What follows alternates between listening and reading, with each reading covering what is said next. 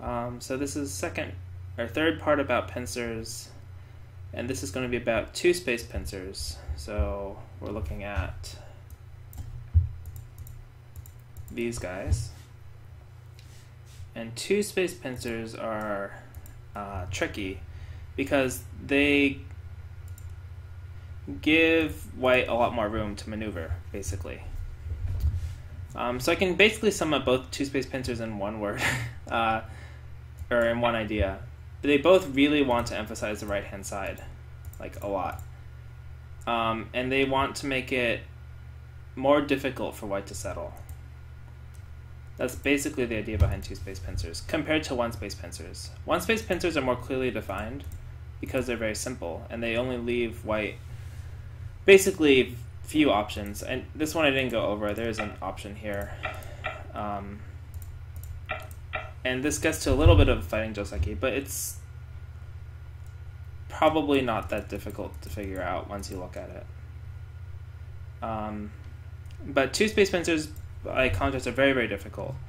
For instance, there's no good response locally to this pincer. The only real response is here. If you're not, and since I'm not considering double approaches, since double approaches I'll talk about after the two-space pincers. So why can't, for instance, white jump? That was fine against the one-space pincers. Why doesn't it work against the two-space pincers? And the basic reason is, how do you follow this move up?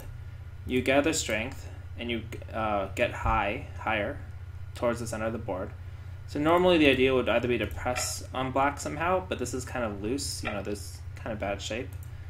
Or the idea would be to pincer, but you're still not that strong yet, so it's not really feasible.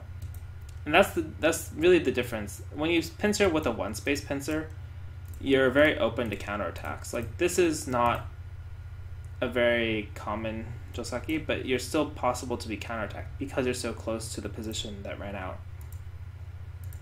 But with the two-space pincer, if you try to do the same thing, like this, and then you counterattack, it's very, I don't even know where I would play. If you play low, like this looks, who's really attacking who here? Not to mention this stone is one space, right? Which means later, if it runs out like this one can get attacked, and it is difficult. I think two-space pincers are probably the best for capitalizing on a position, like trying to take advantage from a position, because they don't give your opponent the opportunity to really counterattack or take advantage of the pincer stone.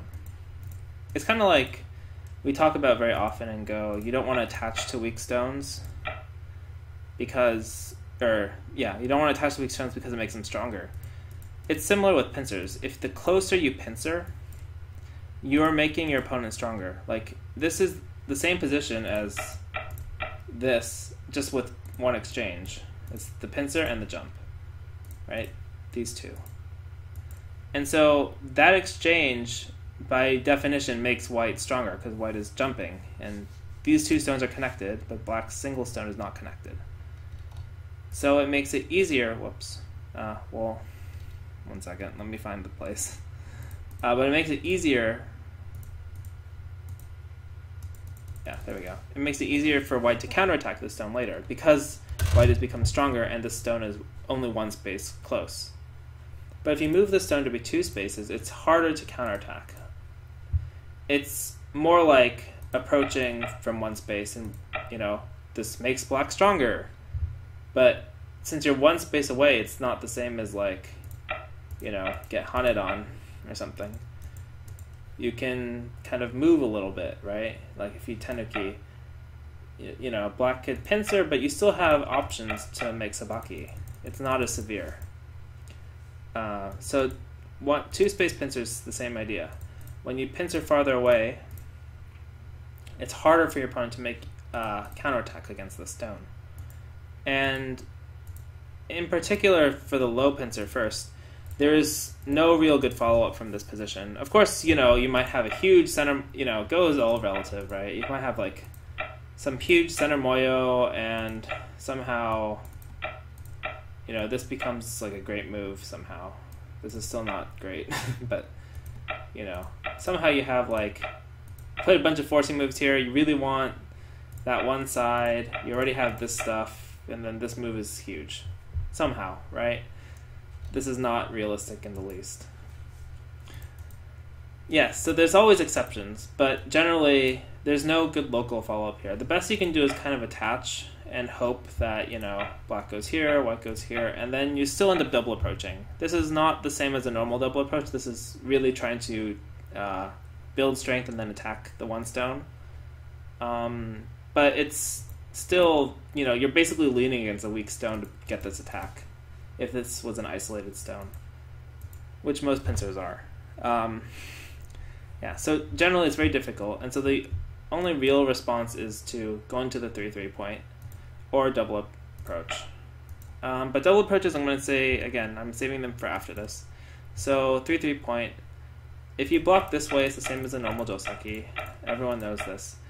But here, whereas the one-space pincer, you could play this way to take sente. You can also play this way to take sente with a two-space pincer, but it's riskier, right? You leave open this option of playing here, and then here, and it's like, oh, sorry, the aji is really, really terrible. Whereas with the one-space pincer, the aji is not so bad. I didn't cover this a second ago, but I probably should. A lot of players, when they see this, they're like, I want to fight, I don't want to let white have anything, and then they get into this huge fight that's usually going to be a bit painful or difficult. Similarly, Hane, sure, you can make your shape, but, white doesn't care about these two stones. White's just going to split open your position here, which, could have been all black. Usually, one of the reasons you pincer, if you were to play the pincer to take advantage of a position where you wanted the right, then this aji would be really bad. So, the easiest thing to do and the simplest thing is just to Hane here. And you're like, this is so dangerous. I hate when this happens. White always Hanes on me. And then I feel like I have to cut, and you should cut. And then white's Atari, and my shape is terrible. If I don't have this, I've reviewed lots of games where this shape happens, and people are like, what do I do? How do I tenuki this? And I'm like, well, you don't play that way. So when white plays here, he should counter Atari. And now white is split into two groups. You can also choose to push here first, which is basically absolute sente, because even if this happens, it's super painful. You can also push before this. You could Hane, and push first. Now this is not so big. This is probably better order anyway. And it's like this, and then now you wouldn't cut, you would just like play here lightly. But so the normal way, you could always just cut and then double Atari and then connect up, and you're like, well, black's playing all dame, but it's actually not bad at all, because white is basically a heavy, isolated, no eye group, right? So it's pretty good for black. So this Hane is usually an overplay. Or if white inserts it, white usually comes back. Then what I was talking about before, black has to make shape and this aji exists, but it's not so bad. But with the two-space pincer, this isn't the case. The two-space pincer, the aji is more difficult to control, so while you can tenuki, it's not always best to tenuki. So you could add a move, but this is super slow and solid. You'll see this in old books, but something like this, defending on a large scale, is also possible. But if you like really solid shapes, this is fine too. Okay, so that's basically the low space, two-space low pincer. And because this is the only locally normally good move, the two-space low pincer is really good when you want to develop the bottom right. Like all this area. If you have a black stone here, this pincer is very strong. In many games, you see, well, not too many now, because people really like this joseki because of the whole board thickness it gives you, like this one. But there are especially among really fighting players like Lisa Doll and such. My thing is lagging. Don't lag. Okay, there we go. Especially among like really aggressive fighting-oriented players, like Lisa Doll and such, and Cho Chon. They like this pincer does come up a lot because it really emphasizes developing bottom right, and so White's normal response to the 3-3 is usually. Why is my net being so finicky? Please don't lag. Is usually, this result's very good. Black's stones are all very well coordinated. Yeah. So normally in games people will double approach, but I will get to that after the 2-space high pincer. 2-space high pincer. 2-space high pincer is probably the second most popular pincer. Yeah, for the 4-4 point. Actually, almost any point. It's probably the second most popular after the 1-space low. Why? So 2-space high emphasizes speed in the center, which is usually what you want for fighting. When you want to fight, you usually want to get ahead of your opponent. So this kind of joseki is generally considered usually pretty good for black now, because if you don't have this exchange, then normally the stone would be here, right? Like this. But with the exchange, it's slightly better for black. Because of the aji, it opens up, and because white's pressed lower. But that's not the main idea. The main idea of the 2-space high pincer is it retains the advantages of the low 2-space low pincer generally, in that there is really no good way to jump and counterattack, or jump and lean on this stone, right? So if you jump, you can't really lean like against the 1-space low pincer. You can counterattack this much, in a sense, easier, but it's still fairly difficult to counterattack effectively, because it's things like this. Probably here. Right? And if this were a white stone, then, white got a 3-space extension, which is, kind of okay. And if it were a black stone, then this stone, black stone, then this stone can be a target for attack later. So it's still fairly difficult to counter pincer or counterattack. And so for this reason, generally you see only two responses. Well, one locally real response, 3-3 point, or double approach. There are other moves like this or like this. The meanings of those are special circumstance, I'm going to say. This one is re-emphasizing the bottom right side. So like this stone emphasizes the bottom right, black's like, no, I want the bottom right, and white's like, no, I want the bottom right, and it's giving the stone a little bit away, but it's also placed to make use of this attachment for aji. But there's more special circumstance. They're not really locally constrained responses, I guess. So like this one is also, oh, I don't want this side, you can have this side. Like say this position's like this, then white's like, oh, sure, push. You can go this way because it's not developable. White has a strong position here. Yeah. So these are more special circumstance moves, but it's totally possible. Locally, again, 3-3 point, and this joseki is basically unchanged, except that tenuki part, when you tenuki, the aji is more like this, where white can play here and make miai of jumping or running under. If black blocks the other way, it's just another joseki, but the idea is still the same. You're going to take, I think push first.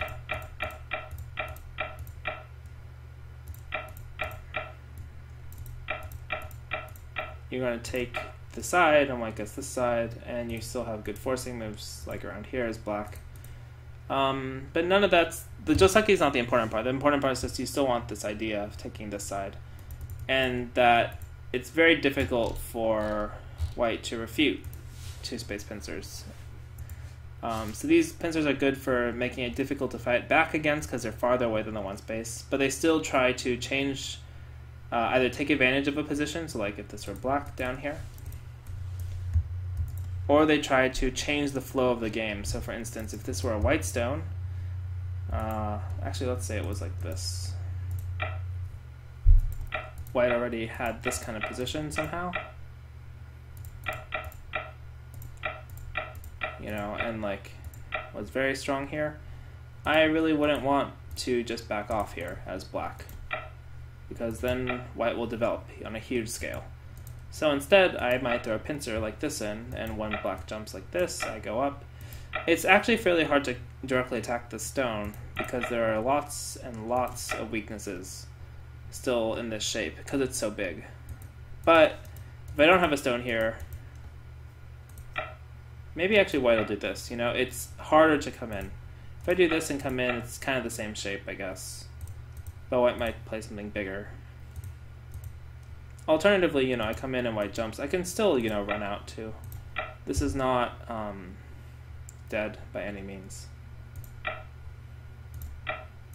Like all sorts of moves like this. There's still a cut point here too. But the idea is still the same. You're pincering to try to change the flow of the position is the overall idea. In the other case where black had a position down here, you're pincering to take advantage of a position. It's basically you either have those two options. So yeah, okay, so double approaches. Why do I say double approaches are like tenuki? Double approaches are like tenuki because they are ignoring the original purpose or idea behind these. So both of these black moves are like, so first you have to say, why would you play this move? This move is generally going to be, oh, I want to somehow get a position on the right-hand side. When black pincers, so like when you say one space pincer, you're like, oh, well, I really want my position on the right-hand side, so you play like this. Or you say, well, I was just saying black has a weakness here, so I either want a position on the right-hand side, or I want to exploit this weakness. That's kind of the idea. Black says, pincer, okay, I can't make a pincer on the right-hand side, so I'm going to exploit this weakness. But, you know, maybe the board's kind of like this. And you're like, do I really want to exploit this weakness? I kind of really wanted my side more. I thought the side was more valuable, right? I thought, for some reason, of course this is totally arbitrary, you know, but I thought for some reason this side was more important than this weakness for black in the corner. So when he takes the side, I'm like, I don't really want this side. Or I really wanted that side more than the corner. I don't think the corner is worth enough. So I'm going to double approach. I'm going to give up both the corner and the side. I'm going to take the top instead. But it's almost like playing tenuki. Because let's say you play here. Like, the idea is the same. You're giving up both the intentions of the original move. Which is almost what tenuki is. So double approaches try to use tactical, not there, tactical pieces, and I'm not going to cover these joseki because they're really, really long, I guess is the best word for it, long and difficult. They're not actually, well, they're not that difficult, but they're a little complicated and long. But the ideas for both are the same. I want to change my position. I neither want the corner, nor do I want the side, but I'm going to instead take the top. It's like tenuking to the top. Almost all cases of double approach are like this. So if you go like this, and you have one space pincer, and I double approach, now I'm no longer really interested in the corner, although I make these exchanges for a base and I end up getting the corner. I'm more interested in getting to the top. And this is even more clear with the one space low double approach, because you're saying, you know, in this shape, black could say, well, no, I really want the corner inside. And white's like, okay, well, then you have to deal with this joseki mess. I don't remember. 1 second. Yeah.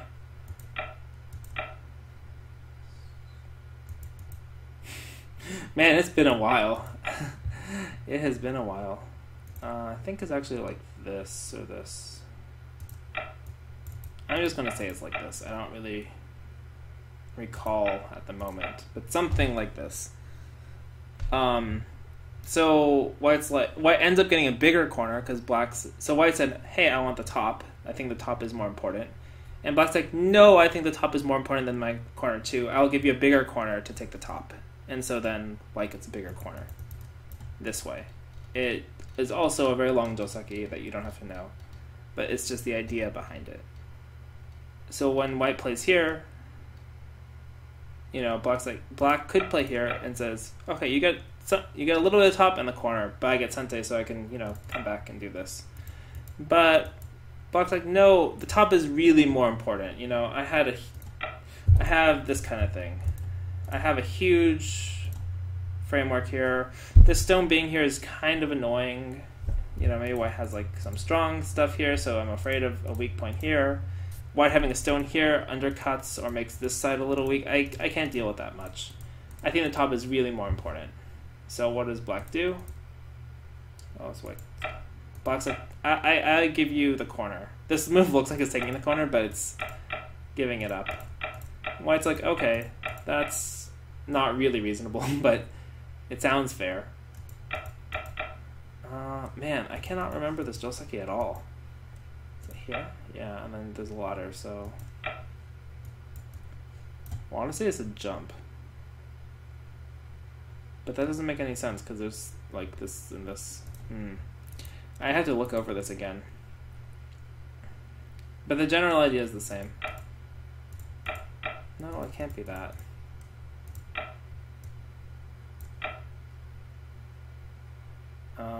Yeah, and then white comes back.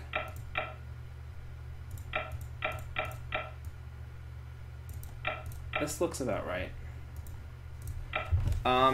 Okay, so then, anyway, black's like, you know, I give you a bigger corner. It confirms what white said. The top is bigger. It's not worth it as much of the corner. Black's like, okay, I'll give you a bigger corner. And in this case, because black gets sente, probably one space better, this still wouldn't be a big enough corner because this moyo is massive and unfair, but yeah. So this is kind of like how you would negotiate. It's like almost like negotiating, but how you would think about it. So that's basically all the double approaches are like that. This one says, I'm more interested in the corner a little bit, but the top is big too. This one's like, no, the top is even more important. I don't want any options for you taking back the corner. And the two space ones are even more like, no, top is most important, corner second, the stone, aji, right side third. That's kind of the idea behind all the double approaches. Yeah. Okay, so that's the first three. That's the one space pincer, two space pincer. Anything else about the two space pincer? They're looser, they're harder to counterattack. They emphasize the right side more because they're harder to counterattack and harder to lean on. They have all the normal qualities of pincers, which is changing the flow or trying to capitalize on an advantage. And they leave worse aji because they're more complicated because they are farther away, which is the backside of saying they can't be counterattacked, they're more aggressive because they're farther away. Yeah, I think that's it. Okay, I will make the third part, or fourth part, about three space pincers because I talked about double approaches. And so I'm going to restart the stream.